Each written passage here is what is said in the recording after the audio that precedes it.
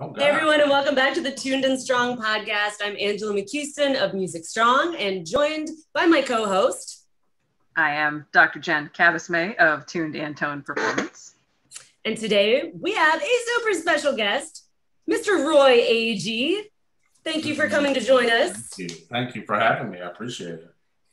Absolutely. Roy is a fantastic session player, trombonist, an all-around tour de force here in Nashville, and he's got an amazing story that we want to highlight and talk about. So, Roy, like we were talking about a little before, start wherever you think is important. What should people know, like when it comes to Roy? Well, I think we'll just start at what I think is the beginning for me, which is what I would call a voiceless child. Children are seen, not heard, so you don't say much. You don't express much. And so I wasn't mute. I talked, and I was a pretty funny little kid, but I wasn't really in my own body until I found music. And then I had something to take seriously instead of just being deflective with humor or whatever. And what makes you tick is that instrument. By this time, I was already struggling with weight. I was 13 when I started playing. But let me back up. In my childhood, my parents had a concern that I wasn't eating enough because I was very thin. You can see my ribs, but I was a happy little kid. This would have been age 4 to 6 or so, right in there. And I had bright blonde hair. I guess you grow out of that, as you can see. But I did, and I just grew up in that household with a very sort of this overwhelming sense of resentment. You could feel that. You don't have to have a name for it. I didn't have a name for it, but you can feel that. And I became incredibly adept at knowing the room. I could walk in a room and I could tell you everybody's mood, and I'm usually right because I've got this extra sense based in trauma that I can read the room, cater to the needs before they're spoken. Well, it comes at a cost, and that cost is you become voiceless, formless. You become an extension of whoever you serve. I'm 48. I'm just now coming into my own. That's how long it's taken. So let's start there. My parents were concerned that I was not eating enough, so they took me to Shoney's. So my first memories of food were Shoney's, and I remember one time I got a big boy, and my dad, there's parsley on the plate, and my dad said, don't eat the decorations. It's great. It's decoration. Okay, I'm sorry. We did grow vegetables. I was around some sort of very wholesome and worldly things like gardening. I love to grow food and all that. But when I found music, I felt like I had a voice because I was naturally good at it. I could play by ear and all that. And then I had a natural sound on the trombone, and my identity got wrapped up into it. And it became, the beginning of it became more about being a competitor. It was mid-state, all-state, all this stuff. And I would excel quickly into the first slot and then have to maintain it. And that in the psyche of a developing teenager just like puts all your value in it so that you invest and cannot disappoint. Remember, I'm not living for me. I'm living for you. And if I lose love. Well, the stress that made me eat a lot. Because I got a taste for, how fat and salt and all that stuff interacts. And man, it was amazing. So I wound up being overweight. I was always overweight. And that comes at an incredible price as well. It destroys your confidence. So I hold two things as true. I'm very, very sad or, injured, I would say, but also music is a way for me to feel invincible. And that invincibility is the thing that I've sort of grown into. What is it about that music that does that? What is it about this or that experience that makes me feel disconnected from all the trauma? Well, music does that. And trombone has done that. But the dangers of identity still linger, you know. So it's not a perfect solution, but whoa, I blacked out. Is everybody okay? I talked a while. Now you actually spoke to some stuff we were talking about earlier today. That's really kind of amazing. You just segued right in. Yeah. I think really the pursuit at this point, I've been enjoying working out, and I did yoga for a while, and that was fun. It's anything to keep me grounded and keep me in my body. And now I've been doing elliptical and working with a welterweight, learning to fight, learning to box, learning about the efficiency of using your body, and you not just hitting hard, but hitting efficiently and popping withdrawal. And that snap is the same thing on the trombone. I sort of tweak things on the trombone for myself, going for an embouchure like that way to, and there's no obstruction, and it takes very little air, very little, and it just you're lighting up a standing wave that already exists. Same thing with the whip. Same thing. You're accelerating through something, and something takes over if you give yourself to it. That is an overarching theme for me where I am in my life. Stop fighting who you are. Accept who you are and love it. Be grateful for what you have. Be in your body and still your mind, and find some time to cook. I do those things, and my motto is simple right now. It is show up. Boy, have you shown up in a lot of ways. You've had an amazing career on top of this. I don't know if we want to segue into that or go back to the other mission, but I mean, just real quick. You know, a great example of the fallout from the sort of the psyche I just was dealt is that I've gone kicking and screaming through every success I've ever had, fighting myself every step of the way. So when people talk about the secret and manifesting, I that's fine. I love it, you know, and I love that kind of mindset and the efforts that go with it. But it's also possible to not believe an ounce of it and think you suck and be at the top of the game. It's entirely possible. It's very possible that many famous people feel this way. I know that Prince felt that way, and that's probably my biggest credit is I played from 2012 until 2016, his death, in Prince's band. I was a member of the New Power Generation. I remember that. And he felt like he didn't measure up. Yeah. After all that. This has a background of abuse too. Even his peers would stuff him in a locker because he was small, you know, and that became the revolution, and then he became the boss. And that's a lot of the person we know as Prince came from that like kind of really intense. What do I have? I have music. Boom. Yeah. Anger's a great motivator, but it's only good for blasting off. If you stay there, you can get stuck there and eat about it or do drugs about it or whatever if you stay stuck.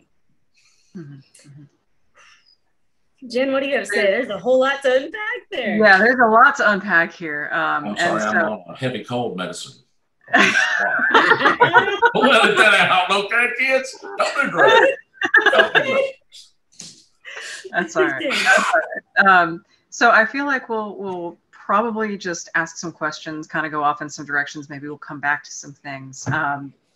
But I'm kind of torn between which direction to go first. I think I'm going to try to mentally come at this from if I were listening as a audience member, new person, whatever, and if I were hearing your story. I guess I have two questions. Number one, because it sounds like to me, because of your how you were associating the fear of loss in playing with self-doubt, did you experience an injury-based manifestation in your playing as well as just with yourself? And then part B, what got you to a point where you found that you wanted to do something about it and felt like you could? Wow. Yeah, that's a good one. I'll speak to the second question first. Okay. That's the more important one, I think. Yeah, and we'll come back to it. Don't forget, because I've already forgotten. We're never. I wrote it down. What was the question? No, I'm just kidding. So because of my Achilles heel, as it were, psychologically, again, living for other people and kind of being a golden child, which best thing you can do if you find yourself in that situation is remove your crown and get off the throne immediately. Get connected with ordinary right now, because it's killing you. I promise, whoever's in that seat, it's killing you. Get out of it and get connected to reality and like the wholeness of life, not just music. Because life has kind of felt like a one long All-State audition, and I'm over it. So because of where I was, stop calling me, please. China's calling all the time. I don't have any answers. Because of where I was emotionally, I went into a marriage that was very ill-suited for someone who was feeling the way I felt, and had basically every fear confirmed, and I wound up in a very abusive relationship, and I was there for 12 years. And it was all about me being bigger than her. Like she really made fun of me naked. I mean, there's no way around that. And like every part of my body was shamed to its core. I mean, it's a wonder I'm alive. And then the last 3 years of that marriage, I remember hearing the words, "It's a bigger deal for you than it is me. Your belly hangs down." Hers was always hanging down too. But, and I just turned out the light, and I got up at 5 a.m, and I spent the next 3 years at Zumba. And I ran, I started bicycling, I did everything. I lost a lot of weight. And I was so angry. And this is why I mentioned the thing about anger being good for blast off, but jettison that shit as soon as you can. Because I wound up in a heart attack at 33. I was running, I jumped from 6 miles to 10, no hydration really to speak of. I was in Shelby Park in the middle of the day on like Tuesday, and started to feel nauseous. And I thought, wow, no, man, it's just probably I got no water, you know. Then my limbs started to fail. And I had realized I wish I had been less angry. I had that thought as I propped my feet up on a bench to stop the nausea. Someone happened to bike by. I said, "Do you need a ride home?" I said, "I think I do." And I walked a quarter mile, stopping every few feet and throwing up, and got home and called the ambulance myself. Got there, and in the ambulance, they said that abnormalities. They sent it to Centennial. The doctor read the abnormalities. He said, "You're having a heart attack, and we're going to save you." I went from being on the table to having a stent in 20 minutes.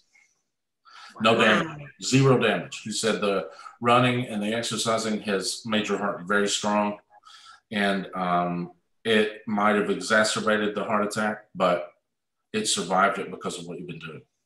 Wow. So there, my life could have ended right there. So like, I continued to sort of, just feel really bad about myself, feel really ashamed, no confidence with women, not even a radar. Although I wanted to be, God, because, I like sex. Sex is neat.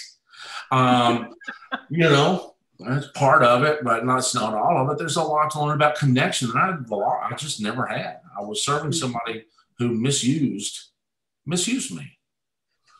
And I've never really talked about that with anyone much because it's embarrassing.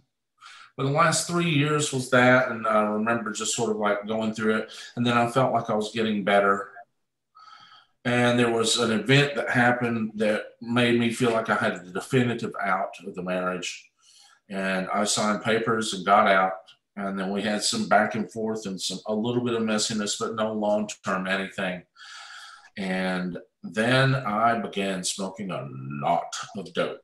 Yes, quite a bit of marijuana in those times. Yep. And the devil's lettuce. Oh, the devil's lettuce. Put mine in the salad spinner. I'm ready to smoke it down. So yeah, let's just get this stop and drop a whole thing happening there, you know. So did that, and then I got tired of doing that and drinking. You know, I've gone through that chapter in 2001. I was in New York. I drank my face off. I was there for a year. I was drunk for about 363 days out of 2. I had 2 days off this winter. I'm alive. Jesus, that was before I had the heart attack. Maybe that contributed. I don't know. But anyway, where are we? Is Carter still president? No, we've moved on. Okay. So anyway, the last bit of the marriage, I did divorce her and got out, and then tried to change because of the voices, you know, like I've got to change to be loved. I've got to change for a girl to want to be with me. And that leads you down. You will eventually get bigger. If you go down this road, you will abandon the things because you're not doing it for the right person. Me, I'm the right person. And so that's where I am now, you know, and I'm not changing for anybody else. What's important is that I'm happy in my own skin because I live here, that my mind is quiet and strong and that nothing gets in my way, that I can focus, that I can get up every day with fire. Because I am internally fire all the way. I just love it. I've always been fascinated with it. I'm glad I never wound up on the news over that, you know what I'm saying? But I would have, I'd set gas fires all the time growing up on the wood pile. Yeah, man. So I love the element of you were a pyro. Yes, I was a pyro. Man, I made a flamethrower when I was a boy. Daddy, I made a flamethrower. Don't point it. God bless America. Get out in the yard, point it that way. I mean, at least he was appreciative and supportive of your creative. Yeah, he didn't try to stop me. He was like, well, he's going to stop you. Stuff. I mean, we all do it. I guess that's what he's saying. I never heard him get anybody's stuff on fire. I was just like, I like throwing it on the wood pile. Neat. Yeah. Anyway, all I can say is I want to live a life that cultivates who I really am. And my body will reflect it at some point. I mean, I'm working pretty hard right now and I'm trying to do it sustainable. I know what my maintenance calories are, which is a big deal. You have to learn. If you can live at maintenance, you know you can calm down. And then you can make small, manageable changes over time. Yes. And if you do it gung ho, you're going to get a kickback. Because it's not just one entity here inside of us. There's many. There's a child who will kick back. There is a logical adult. There's anger. There's fear. There's guilt and shame. There's all these committee members. But they're committee members and I am the president. And so I say that I'm doing this for me. And I talk back to those voices. I'm like, I hear you. And I try not, I don't say, get away from me. You're harassing me. Don't do that. I know they are. Say, oh, hey, that asshole. Yeah, okay, yeah, come on and judge everybody. Yeah, that's great. Yeah, well, you're drunk, so bye. You know, it's just that kind of like, are you judging me or you're you know, saying, you know, your cat's probably going to die, you stupid. You're probably going to forget to feed it. You know, stuff like that. Even that simple stuff is just like, okay, hey, how you doing, you idiot? Mm-hmm. Jesus. Yeah. But so it's important for me to be present and show up for myself. You know, for me, because I know from experience, death isn't motivating. Life is. Yeah, you would know better than just about anybody right here. I mean, having gone through a heart attack, holy cow. Life is motivating because there's a lot of beautiful stuff about it. And there are a lot of beautiful people that go along with it. Mm-hmm. You know, it's worth doing. It's worth living. Yeah, absolutely. So that it's funny. You've actually just touched on a whole lot of things that we've just talked about. So many things. Like, have you been listening? The closet listening? 6 weeks ago, we had to start a surveillance program. I'm sorry. Yeah, well, you know. We had an entire series we called Healthy Habits, and it was about how to, you know, making exercise something that you enjoy, finding what you enjoy, and how to make it sustainable. And the biggest part of that is it's got to be something you like. And if you don't like it, you're not going to do it. It's like you said, you're going to get that kickback. And if your motivation is purely out of anger, your blood pressure is going to go through the roof and all kinds of other negative things. And I love what you said, that it's just like you got to jettison that out of there once you've lifted off. I mean, like a spaceship doesn't keep the rocket fuel after liftoff. Once it's burned off, it's gone. You got to do the same thing. You got to find a better motivation. You got to dig down deep after that. Like, okay, I'm angry. Why am I angry? Let's get down to that. Why am I important more than this person thinks I'm not important? Right. Those are huge things to ask. Those are big questions to ask, and you get the good stuff when you ask the questions. You know, you do, because you find out what matters to you, and if you can identify anything that matters to you, then you can find that value in yourself. And I just switched from living for everyone to balancing myself into it. You know, I feel selfish at times drawing boundaries and being like, I just can't do that. You know, I'm sorry, and then people guilt you into wanting to do something, making you do something, you know. It's just like, I feel like a jerk, but I'm not coming because I need to make room for me. And I never did that. People are accustomed to me not ever doing that. So, you know, it does feel like, wow, you used to be a lot more agreeable. I was dead inside. Back in those days. Yeah. Right. Yeah. Right. Yeah. I mean, especially right now, it's like, the general vibe from everybody that I'm around anyway is that whether or not we're in music, and musicians are particularly guilty about this, but not where it's not exclusive to us. I've seen plenty of people in corporate the same way, where it's like you're expected to live for the job. Right. No, I'm not just say yes, you know, like say yes to everything.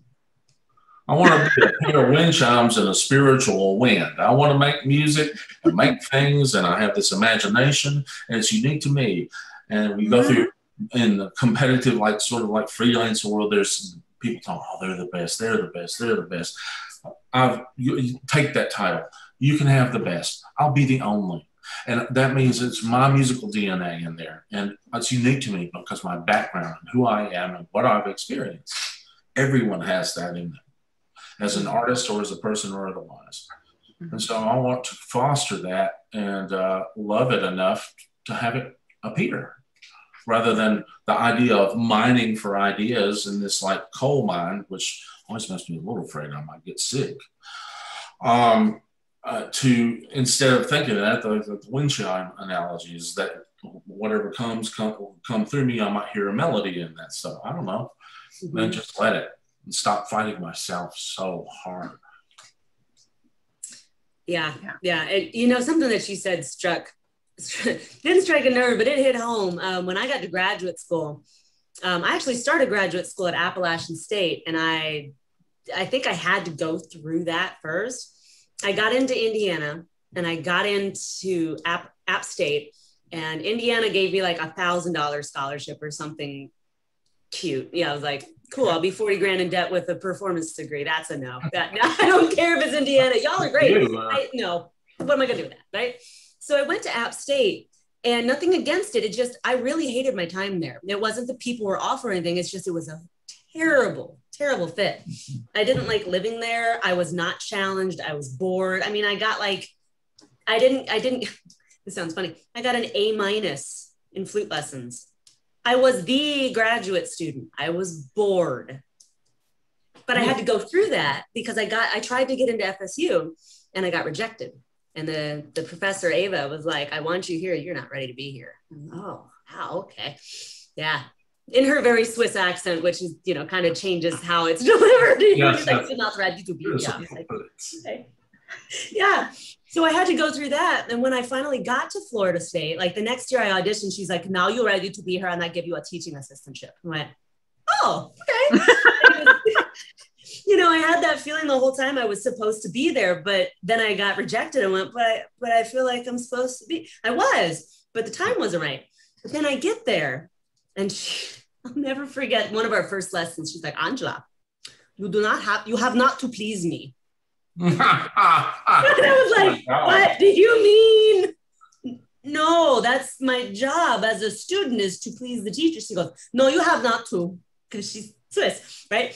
She basically said, no, it doesn't matter if I like it. I want you to like it. You have to find your voice. Stop trying to please me. And my brain just totally exploded everywhere. I'm like, I don't understand. But they were right. I'd had people all along telling me, quit playing the way you think I want to hear you play. I want you to play your best. And she kind of really hit it home at that point. I think when you're, as a musician, when you're doing that, that means you're spending time with your inner musician. And that gets bigger, it gets louder and stronger the more time you spend with it. Meaning trial and error, what do you want? And hear what you want, miss it, get it, miss it, get it, miss it, get it, always this. And that connecting with that drives the whole ship. I mean, that's what makes great people great, is this connection of like imagination to fruition, fluid. There's fluidity to it. Be it an orchestral job, be it a conductorship or a trombone player playing in the yard right now. Get back in the house. But it kind of goes along with that. She's like, Angela, you're not afraid of failure. You're not afraid of that at all. You're afraid of success. You're afraid of succeeding for you, which also made my head completely explode in 100 directions. I was like, I don't know what to do with this. I don't even know what do you mean I'm afraid of success? I've been very good at what I do. And she's like, really? I mean, she has this way about her that she can really like get to you in a good way. But I mean, it goes with that. Are you really afraid of failure, or are you afraid of truly succeeding authentically for you? Yeah. And the reason I think that's, I think that invokes fear is just because it requires a precursor, and the precursor is self-worth. It has to be built up enough to say, I am worth this, I can do this. Mm-hmm. And those come from small successes and building confidence and whatever you can do. At the end of every day, I try to say, or during the course of the day, I was like, what's going to make this day feel like it was a good day for me? Like I did something productive, or I did something for myself. And I'll usually, make my bed. So I'm like, I make my bed. And that's enough to build a little bit of self-esteem. It just is. I mean, those little things, and you build up and you're like, I'm starting to see progress from my working out, and that spurs me on to do it. Do I like the elliptical? No. Who likes an elliptical? But I'm there because I'm feeling a difference in me. And I'll get tired of it. I'll do something else. Maybe I'll go back to yoga. Maybe I'll play badminton alone in a cage. Weird. I don't think that's very good cardio. That's probably not so much. No. If the ball gets stuck in those links, Yeah. Oh, you mean tennis?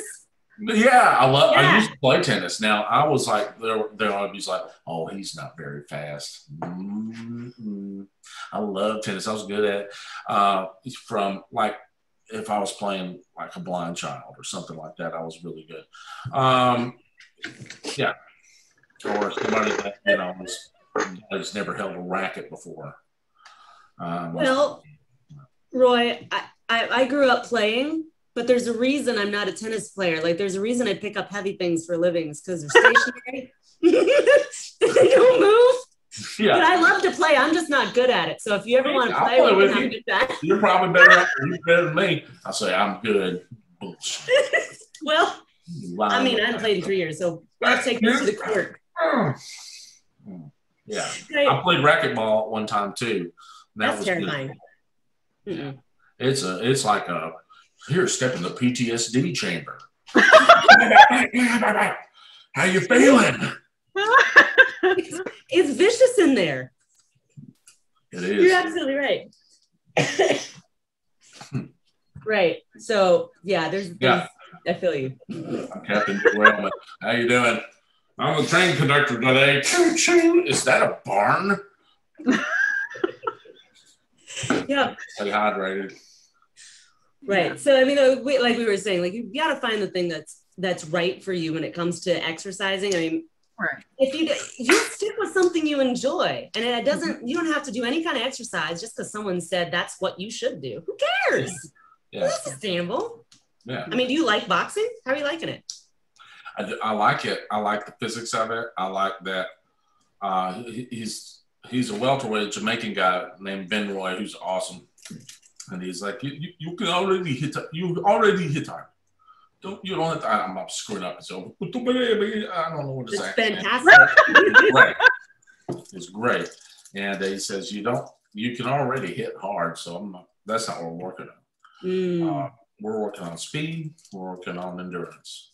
He's taught me to breathe through my nose to get the heart rate to drop, to breathe through my nose.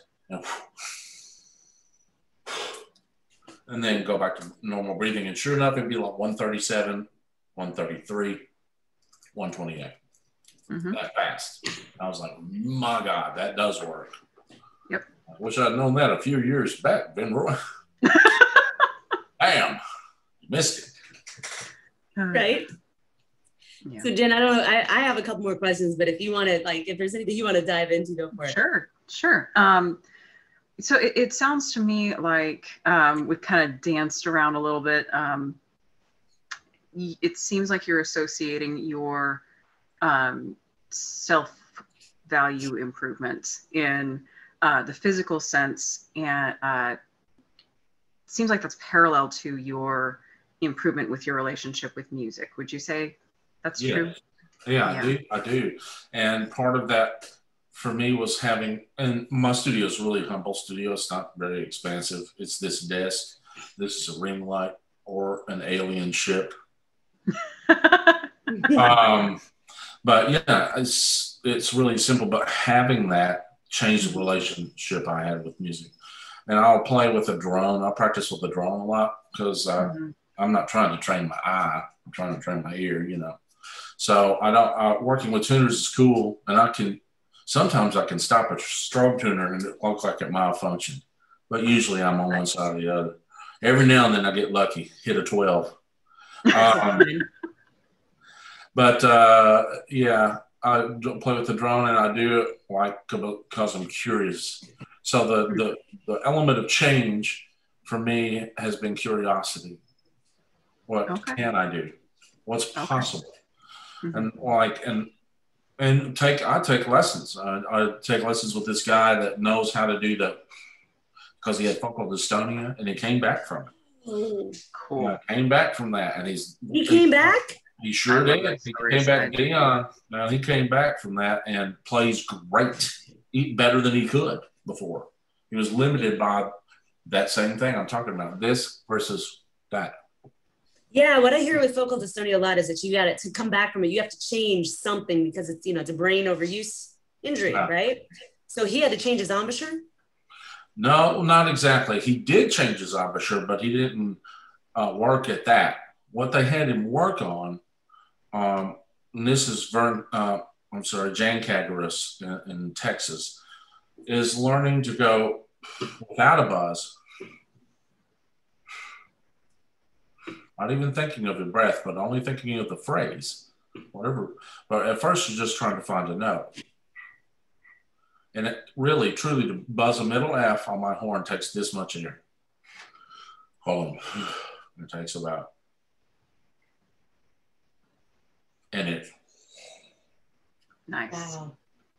If you were to take a long glass pipe and put a flame at the end of it, it would light up and make sound. And their point when they do that is, what's buzzing? With brass players, we're taught to buzz. We're the one generating the sound. Not. That sound is in there. If you ever pop a mouthpiece on a brass instrument, it makes a note. Mm-hmm. So it's in there. So my job is to give wind to that voice and be the intermediary, and not get in the way of that. So this creates turbulence because you're doing something. If you can let go and collapse in, these corners will do automatically what they need to do. The only thing you think of is in sound. You go, you've been doing that a long time. And it really is, that's how he changed it. It became about the music and became about just relaxing and getting out of the way. So there was nothing. He's not thinking of his embouchure. It's his mind is on something else. And he's learned to do it fit by practicing physically. You know, yeah. That's what I'm learning too. When I can hit it, I can go all over the horn. It's and if you've ever heard of doodle tonguing, that's what those players do. The doodle tonguing, instead of going ta ta ta ta or ta ta ta ta ta ta ta, double tonguing, it's lateral. So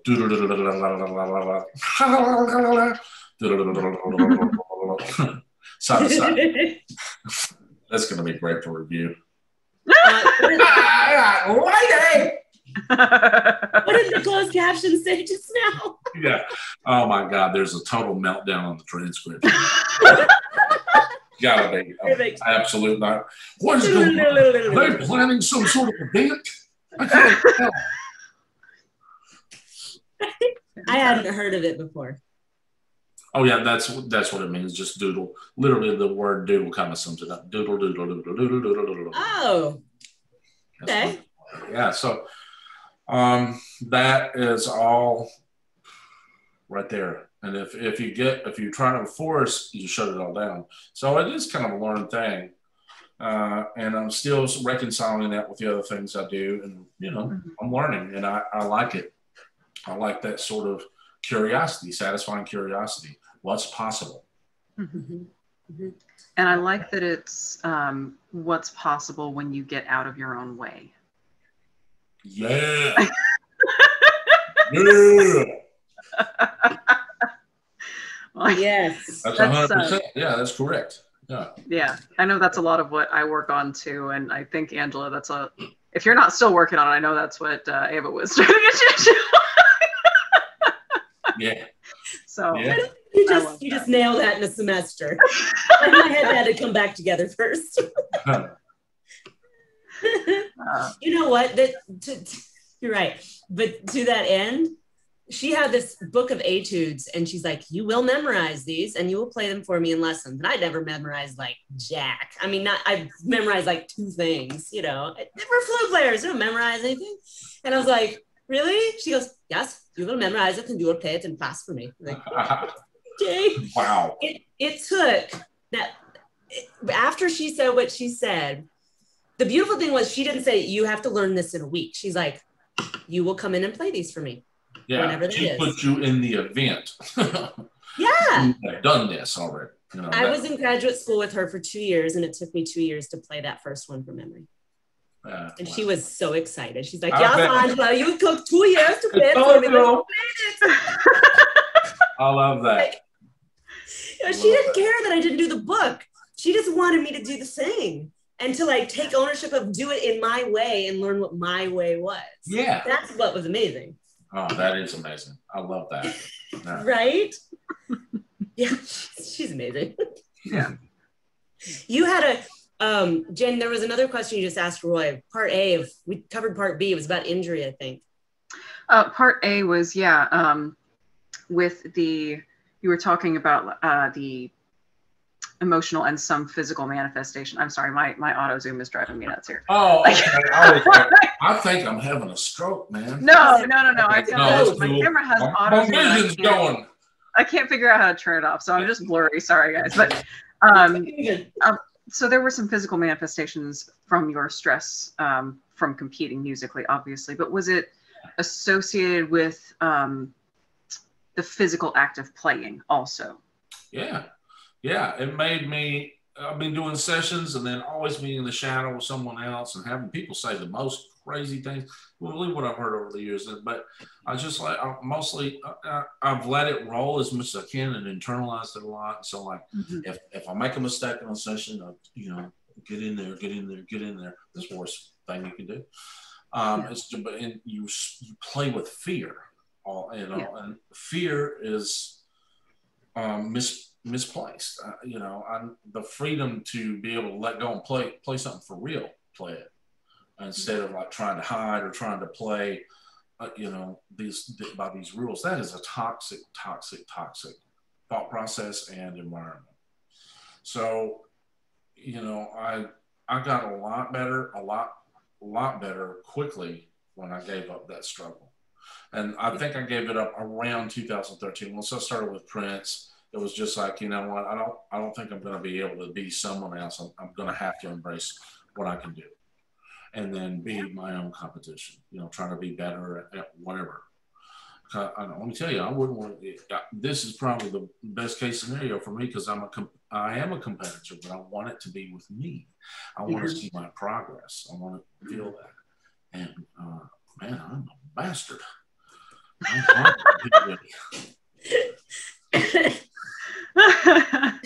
But you said something really interesting. You know, getting into the session world, that's not like an easy thing.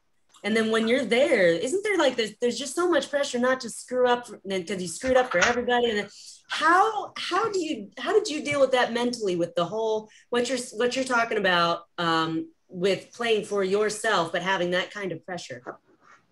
Well, yeah, they were almost two different pursuits. But the things I've been studying take care of a lot of it. Is, you know, and that is just having a calm mind.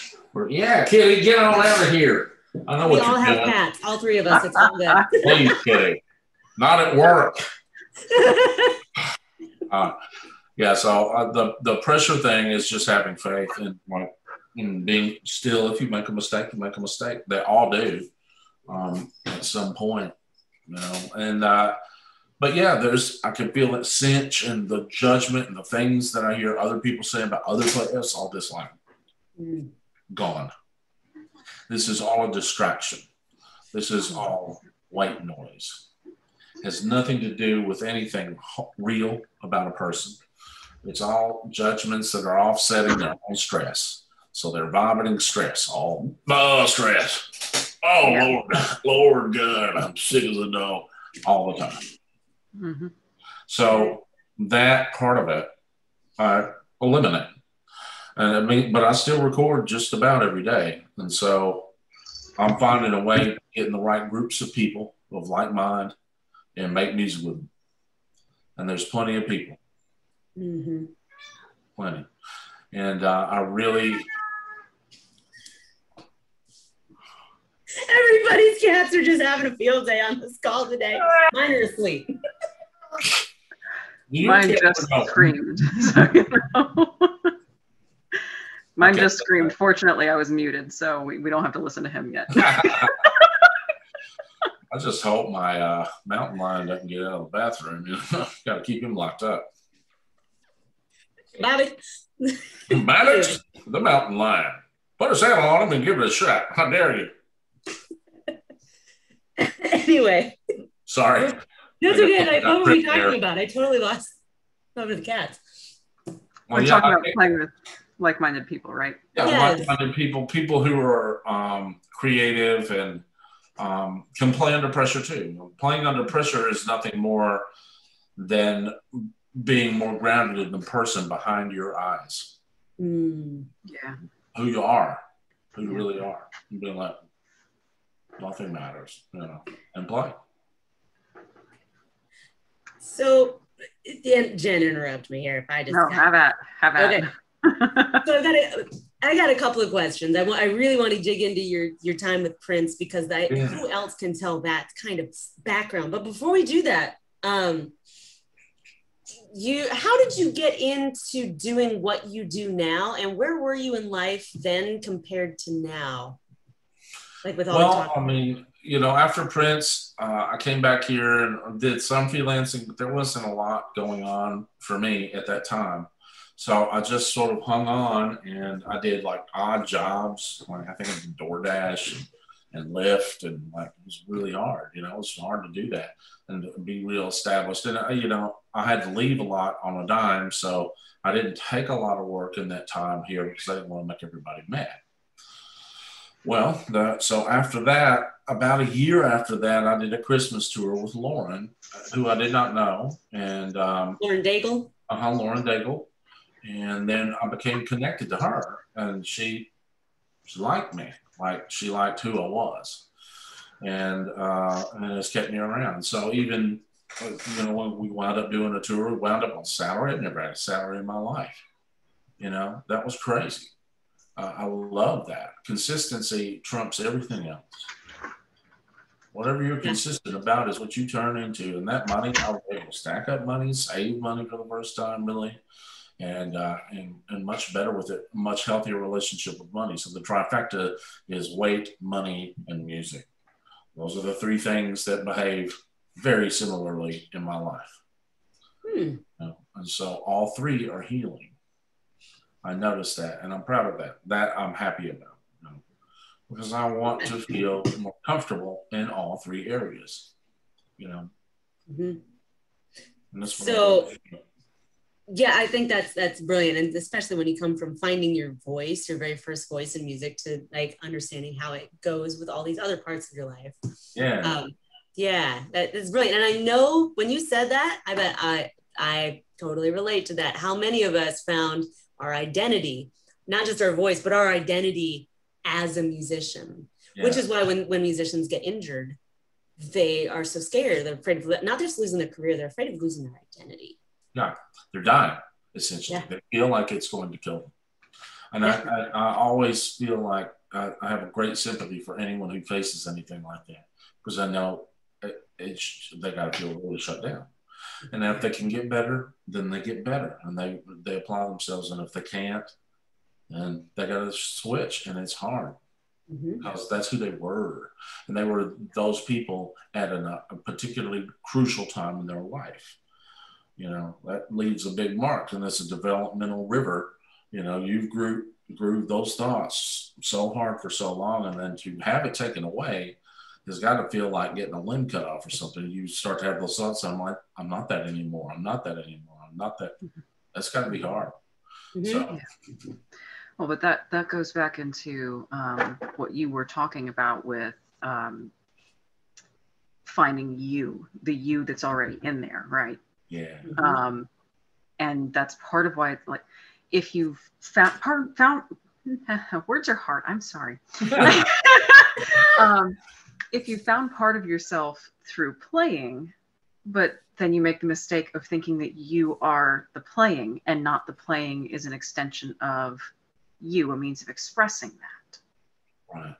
I think that's where a lot of the dysfunction with that can come from. And I say this because, again, I assume that we have people listening who maybe this would help. Yeah. But this was something, you know, I'm pretty open about the fact I was injured. I wasn't sure I was going to get better. Awesome. You know, I had experts telling me I wasn't, and I got better because I decided I was going to. Well, there you go. But I definitely did make the mistake of thinking that at first it was I was the thing, instead of the thing was a means for me, you know. And then it was an issue of that was the only way I had found to express myself. Yeah. That part of myself, or that voice, like you said, I don't express myself easily, which is why words can get hard sometimes. But to have well, my voice is gone now. Well, I'm not going to say that that's ever going to go away, but I will say that much in the same way that when you're a baby, you learn to stand up one way the first time, right? So now your baby just stood up for the first time. You know one way to stand up. That doesn't mean there aren't other ways to stand up. That just means that you found your first way, and it's a beautiful thing. Yes. Find the other thing, because you know what it feels like now. I love that. Yeah. You work, and that's sometimes I'll tell somebody, try to work from your strengths before your weaknesses. What are you already good at? Come out of that. You know, you can address weaknesses as you find them inspiring or not inspiring. If you feel like you should do something, you need to question it. Mm-hmm. Because if you're using the word should, you're up against something that I might call bullshit on. Yeah. You got to want that, not should it. No. Yeah. Mm-hmm. Yeah. Congratulations for facing one of the hardest challenges. Well, it is the hardest challenge musicians can face, and coming out on the other side of it. It's pretty badass. Thank you. Right? Right? You know. Yep, and there's a lot of us out there, and it's like, man, the more we talk about it, I think the better it's going to be. One thing I will speak to is as time has gone on and trying to stop being anyone else but me, and sort of embracing that as a slow process, has led me to realize that music is a passion that I have. Trombone's a passion, but my purpose is the person that goes to the trombone and goes to make the music. My purpose has everything to do with who I am intrinsically. And I'm silly, can be funny, deep. The trombone can express all that too, but I don't need it to be me. It's mine to play with however I want to play, but it's mine. But I'm not it. I'm the guy behind the eyes. I'm this intrinsic person. And that is attached to purpose, because whoever you influence, you can't tell how deep you influence somebody. You can never tell. Mm-hmm. But if you're you and you're really just you, it almost doesn't matter what circle you wind up in, because you're going to influence the world and make it a better place or a worse place, if you're a jerk. But most people aren't when you boil it down, Yeah. Yeah. That's true. That was the title of Vinny's episode. Don't be a jerk. Yeah, don't be a jerk. How's that? Don't be a jerk. Yeah. There are a lot of personalities in the music business, and some of them are like, I don't know what y'all are on, but you need help. You need Jesus. Yes. We all need little Jesus, I think.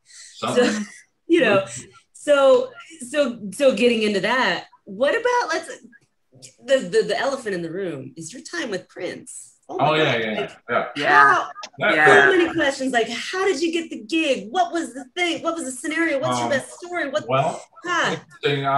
Phil Lassiter brought me aboard. He was a horn arranger that was here. He's lived in several cities, but he was here, and I spent some time with him working.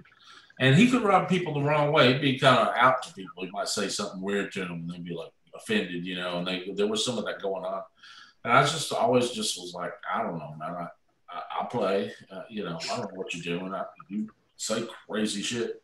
So, okay, that's you. I mean, you're grown. So, well. And so he never had a bad taste in his mouth, because I was never like, you need to shut up. I never did any of that, But I could play all his charts, and his charts were hard. Mm-hmm. They're very difficult on all the parts, So I did that, and he brought me in. They called me, and I turned it down. And I turned it down because he's going to take one look at me and he's going to fire me. So a year went by and someone else took it. They spent about a year and they quit, and it came back. And I was like, I can't turn it down now, because you don't play with fate. So I wound up being featured in the band. I wound up hiding him on several occasions at the top of the show behind a coat, and he would tap me. And I'd run and expose him, and people would explode. I got to play a lot of solos with him. There were times when I played when everybody go on break, and I'd just sit in my chair, and he would play drums, and I'd play trombone with him. He's just like jamming. And I played ping pong with him, and I was like, I'm in dress shoes, man. You win, dude. So I was good at it, but damn, you make me wear these stupid shoes. So. Damn, son. That's funny. And so the other thing about him is that he's really funny. He was a very funny dude. I met him by wandering off on a break, and I heard a television, and I went in this kitchenette. He's on a chaise lounge and silk black pajamas with little nunchuck buttons, and he's got these light up platform tennis shoes. Like when the heel strikes, it lights up. I'm like, I don't know, man. Probably somebody made that for you or something. And so I look at him and I'm like, I can't run, and I shouldn't. You should not be here. And I go, hello, Mr. Prince. And he goes, hello. He was watching the BBC. I was like, yeah, watching some news. He was like, yeah. I like news. Nobody says that. Nobody says that. You like news? What the hell are you talking about? Yeah, that's real. And then that was a Wednesday, and I thought, going home on Southwest, I know it's happening. So by that Friday, we were doing a double video shoot. We got there like, this is a double story, but it winds up in a great place. The first photo shoot, we got there at 1 o'clock. I think we started filming around 8. I'm like, what? We get here at 1. So he has all these props, and there's no alcohol because he's Jehovah's Witness, but there's drinks on these little tables that were turned out to be prop tables. And there was like a cola looking like Jack and Coke, that kind of thing. So we're all around in this particular set and the camera, and I go to rest my foot on the base of this table that I think is a real table.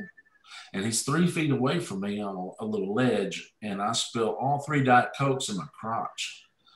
And the table goes down, and he looks at me and he goes, "Why?" And I went, "Oh my God, I'm going home again." 2 days later. But we did his video at the end of that. I'm sorry, Andy Allo's video, which is someone he was producing.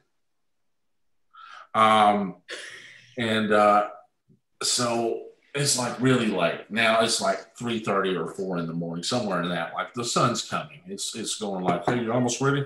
That the sun is almost upon us. Of course, we can't see it because there's no windows.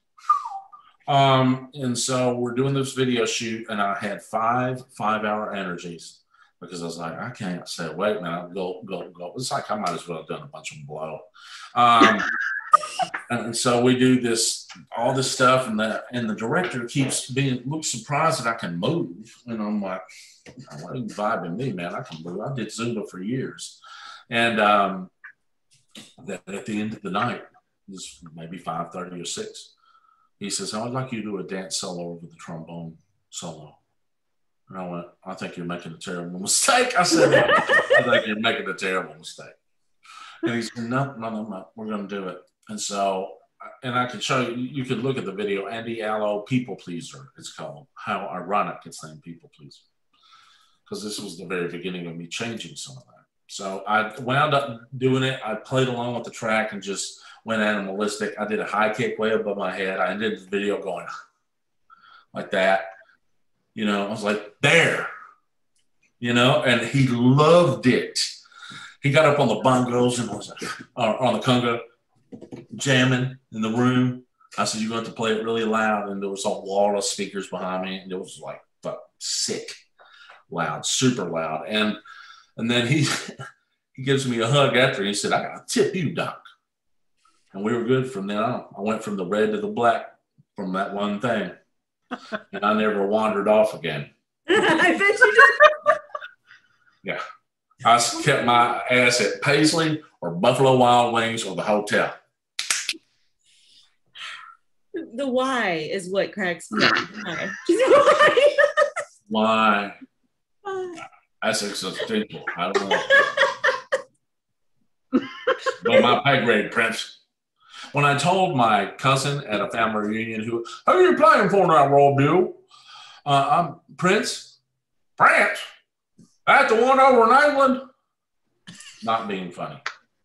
That's a real question. And I said, "Wow. Yes."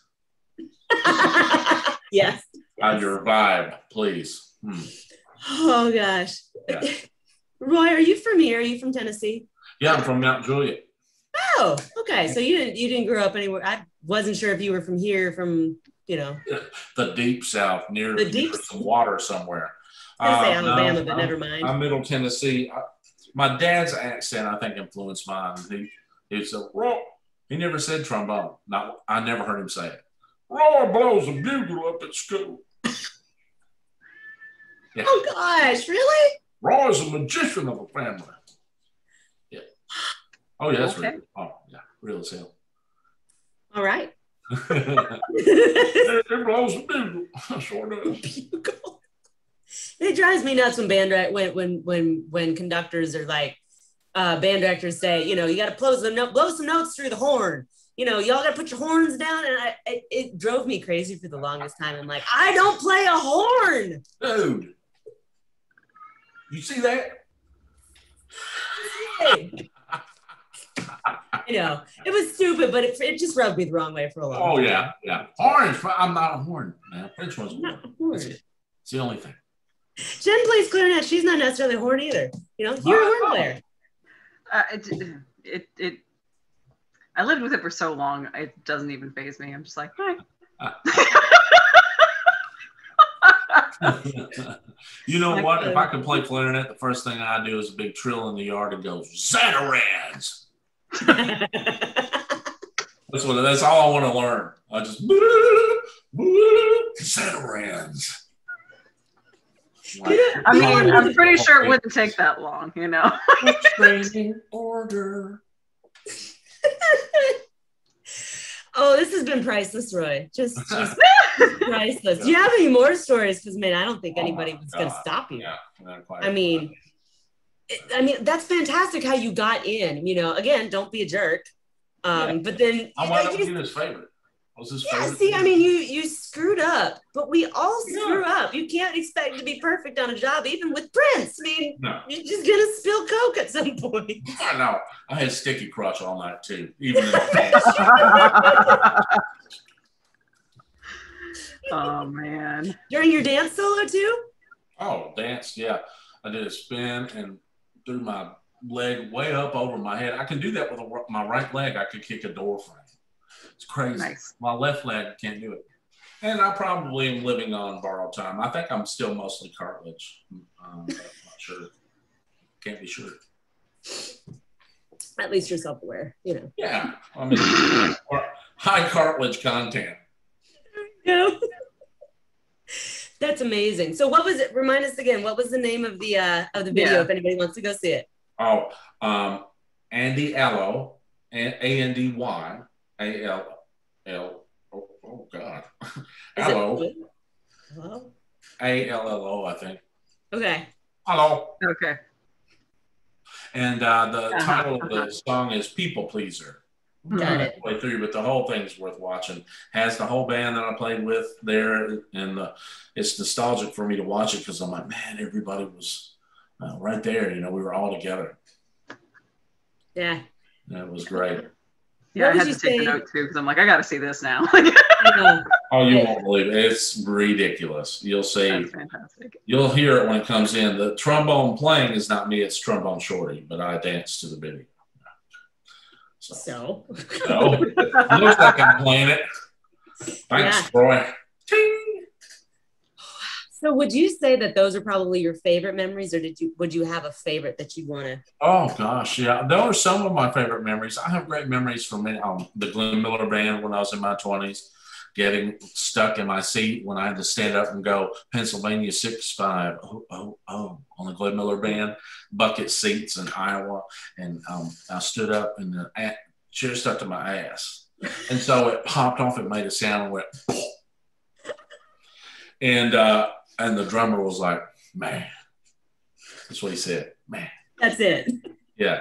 I'm like, this job's gonna suck. That's amazing. Who puts the players in bucket seats? I know. I'm like, man, come on, man. This is meant for a zygote. We're planning right there. Terrible. What do you ask?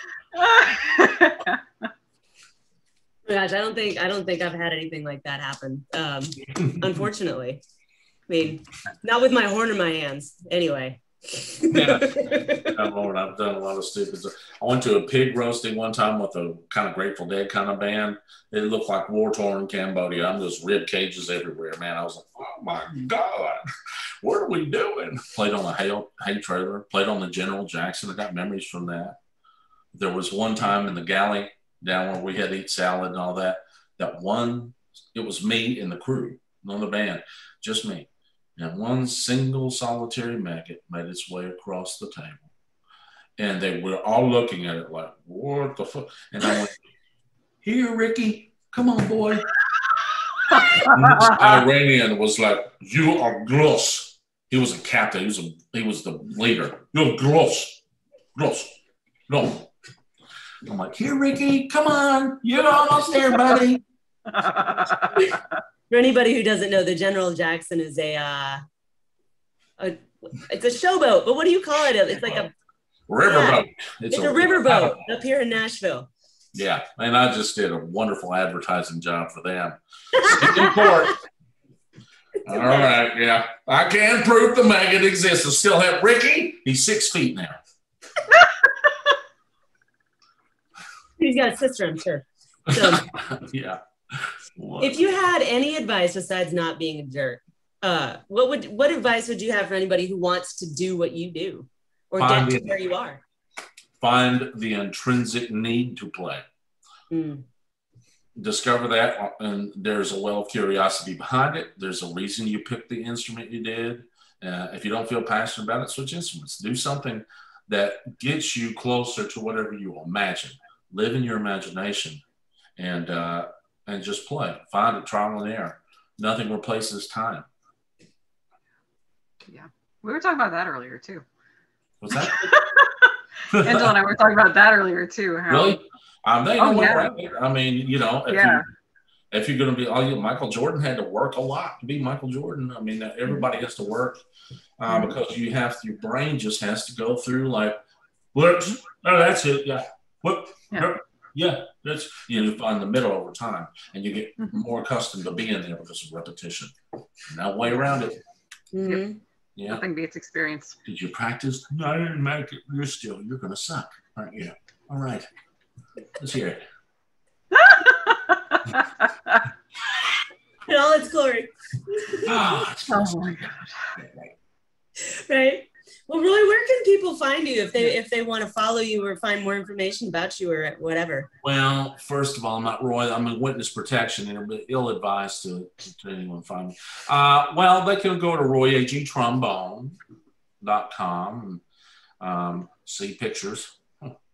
And you can look me up anywhere online. Just do a search on my name. There'll be several options. There's videos. There's a couple of nudes, so be careful. But I'm just kidding. I haven't done that since the 60s. You weren't alive in the 60s. I'm a pornographic time traveler. You outed me. Now I have to go back to my home planet. I just remembered you saying what your age was. Oh my God. You guys want to see me here? We're pretty close, Roy. It's okay. We're pretty close. I turned 41 in a month. Oh my God. Or 3 weeks or something. I don't know. Old. Shit. Whatever. 78. I look amazing. And vouch for that. 100%. Drugs, sex, and rock and roll or something. Rocking, I don't know. It's mostly rock and roll, really. I mean, around to that stuff, I just never got there. Perfect. So Roy Agee, everything in royageetrombone.com. And are you touring with anybody right now? Are you playing with anybody? Yes. Can I find you anywhere soon? Starting mid-September through Thanksgiving, I think it is. I'll be touring with Lauren Daigle. Right on. LaurenDaigle.com. And she is fabulous. She's a really great musician person. Mm-hmm. Yeah, I hear wonderful things. Well, thank you so much for joining us today. This has been amazing. Of course, yeah. Thank you for having me. I appreciate it. Nice to talk to you both. Yeah. It's been delightful. Yes. Thank you guys for joining us. Thank you for the giggles. Oh my God. I'm being very conservative. I know. Mm-hmm. I can feel it. Y'all come find him on Instagram. You'll see what we mean. Just Google it. Yeah, find me on the old Lista. It's true. It's true. I'll follow you back and then unfollow moments later. You chose the strategy. I'll follow you. Come on. Well, thank you for joining us, and y'all give him a shout out. Go find him at all the places, and don't forget to hit the subscribe button and leave us a nice little 5-star review so other people can hear these delightful stories. Thank you for joining us today. Send money. Thank you.